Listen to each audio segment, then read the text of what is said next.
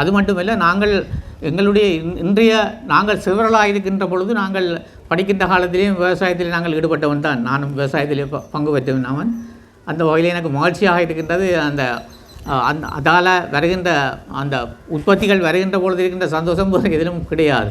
அவ்வாறான ஒரு நிலையிலே இந்த விவசாயிகளுடைய அந்த இன்றைய பிரச்சனை கூடுதலாக இளைஞர்கள் அதில் ஈடுபடுவதில்லை. மிக கூடுதலாக எமது இளைஞர்கள் கூடுதலாக சோம்பேறிகளாக இருக்கத்தான் விரும்புகிறார்களே அந்த விவசாயத்தில் ஈடுபட வேண்டும் என்று மிக குறைவானவர்கள் தான் ஈடுபடுகிறார். அநேகமாக நாங்கள் எல்லா இடங்களிலும் விவசாயம் செய்கின்ற இடங்களில் போய் பார்த்தா தெரியும், கூடுதலான வயதானவர்கள் தான் அதில் கூடுதலாக ஈடுபடுவதை காணக்கூடியதாக இருக்கின்றது.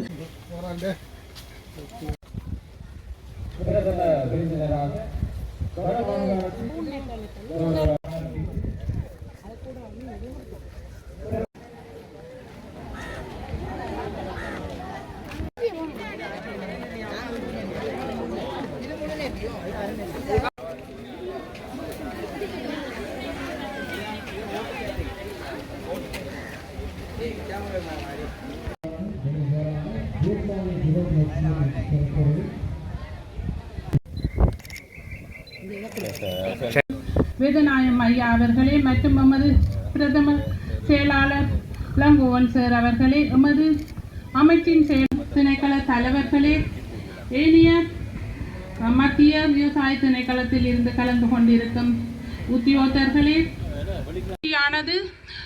மிகவும் குறுகிய காலத்தில் ஒழுங்கமைக்கப்பட்டு எமது யாழ் மாவட்ட பிரதி பணிப்பாளரின் வழிகாட்டலிலும் எமது இன்றைய காலகட்டத்தில் அனைவருக்கும் தெரியும், இந்த காலநிலை மாற்றம் ஒரு மிகவும் பாவனைகளின் தாக்கத்தை குறைத்து சேதன பொருட்களை பயன்படுத்த. அன்பான வணக்கம்.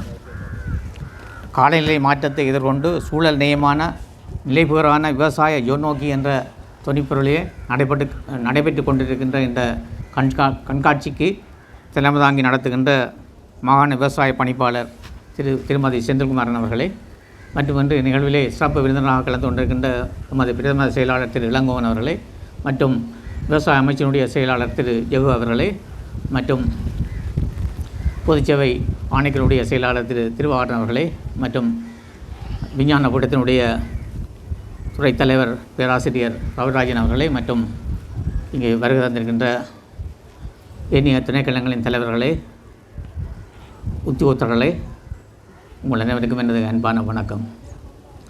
எமது வடமாகாணத்தை பொறுத்த மட்டிலே 1,14,000 மக்கள் குடும்பங்கள் விவசாயத்திலே ஈடுபட்டு கொண்டிருக்கிறார்கள்.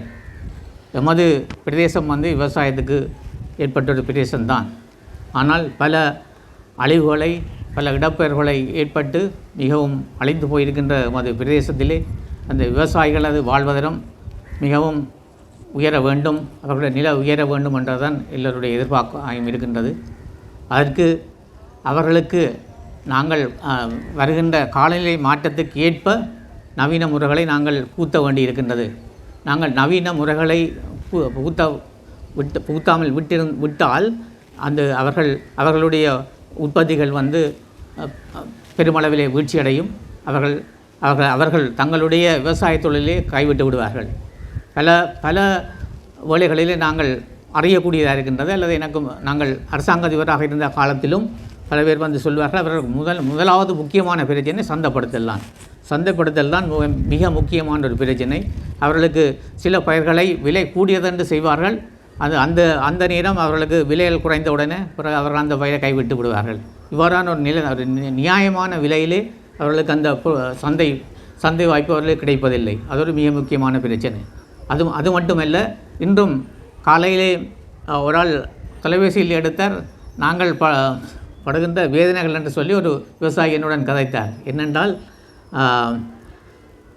இடையிலே இருக்கின்ற தரகர்மார் செய்கிற அநியாயங்களை பற்றி அவர் சொன்னார். தாங்கள் உற்பத்தி செய்கின்றவனில் பார்க்க அவர் தரகர்கள் மூலம் அவர்கள் கூடுதலான வருமானத்தை பெறுகிறார்கள் என்று சொல்லி அவர் தாங்கள் கஷ்டப்பட்டு செய்கின்ற அந்த முயற்சிக்கு விலை கிடைப்பதில்லை என்றும் அது உண்மை பெருமளவிலே ஒரு பிரச்சனை இருக்கின்றது.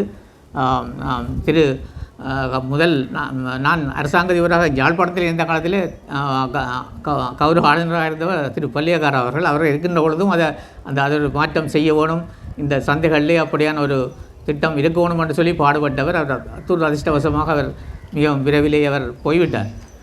இந்த வகையிலும் இந்த விவசாயிகளுடைய அந்த சந்தை பிரச்சனை என்பது மிக முக்கியமான விடயம். அது மட்டுமல்ல, எங்களுடைய நாங்கள் சிவரலாக இருக்கின்ற பொழுது நாங்கள் படிக்கின்ற காலத்திலேயும் விவசாயத்தில் நாங்கள் ஈடுபட்டவன் தான். நானும் விவசாயத்திலே பங்கு பெற்றவன். அந்த வகையில் எனக்கு மகிழ்ச்சியாக இருக்கின்றது. அதால் வருகின்ற அந்த உற்பத்திகள் வருகின்ற பொழுது இருக்கின்ற சந்தோஷம் எதிலும் கிடையாது.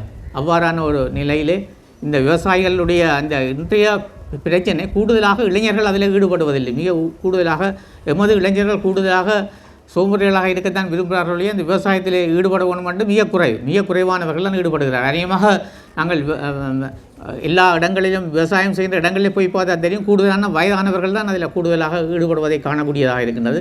எது எவ்வாறாக இருந்தபோதும் அவருடைய வருமானம் உயர்த்தப்பட வேண்டும். அதுக்காக இவ்வாறான அந்த கண்காட்சிகள் மிகவும் இந்த காலநிலை மாற்றத்திற்கு ஏற்ப இவ்வாறான கண்காட்சிகள் மிகவும் பயனுள்ளதாக அமையும். அவை நான் இந்த வடக்கு மாகாணத்தினுடைய விவசாய அமைச்சுக்கு எனது பாராட்டுதலை தெரிவித்துக் கொள்கிறேன். அது மட்டுமல்ல, இவ்வாறான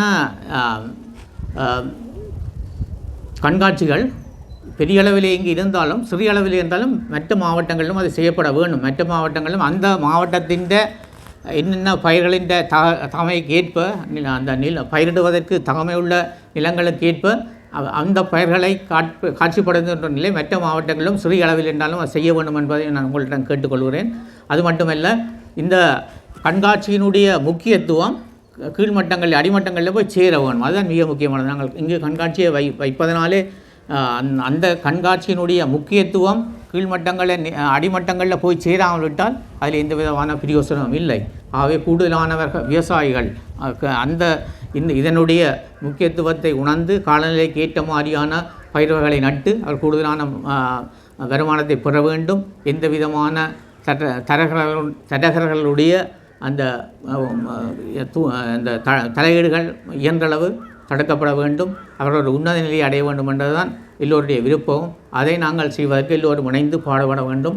எல்லோரும் இணைந்து பாடுபடுவோம் என்பதை கூறி என்னை உண்மையிலே நான் ஆளுநராக பதவியேற்று ஒரு கிழமை ஆகவில்லை. அதுக்குள்ளே என்னை நீங்கள் அழைத்திருக்கிறீர்கள். உங்கள் அனைவருக்கும் எனது மனமார்ந்த நன்றிகளையும் கூறி விடைபெற்றுக் கொள்கிறேன். நன்றி, வணக்கம்.